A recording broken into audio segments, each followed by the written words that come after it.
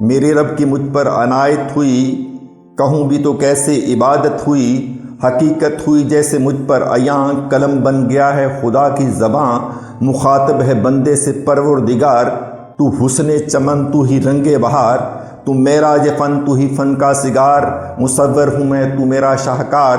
یہ صبحیں یہ شامیں یہ دن اور رات، یہ رنگین و دلکش حسین کائنات، کہ حور و ملائک و جنات میں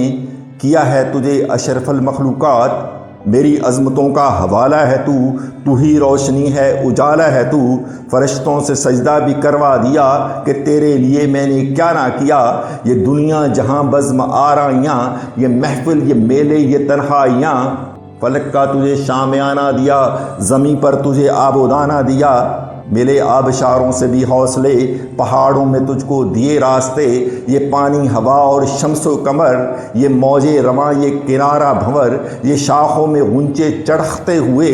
فلک پہ ستارے چمکتے ہوئے، یہ سبزے یہ پھولوں بھری کیاریاں، یہ پنچھی یہ اڑتی ہوئی تتلیاں، یہ شعلہ یہ شبنم یہ مٹی یہ سنگ، یہ جھرنوں کے بجتے ہوئے جل ترنگ، یہ جھیلوں میں ہنستے ہوئے سے کنول، یہ دھرتی پہ موسم کی لکھی غزل، یہ سردی یہ گرمی یہ بارش یہ دھوپ، یہ سردی یہ گرمی یہ بارش یہ دھوپ، یہ چہرہ یہ قد اور یہ رنگ روپ، درندوں چرندوں پہ قابو دیا، تجھے بھائی دیکھ کر کے بازو دیا، بہن دی تجھے اور شریک سفر، یہ رشتے یہ ناتے گھرانہ یہ گھر، کہ اولاد بھی دیے والدین، شمال و جنوب مشرق و مغربین، یہ عقل و ذہانت شعور و نظر،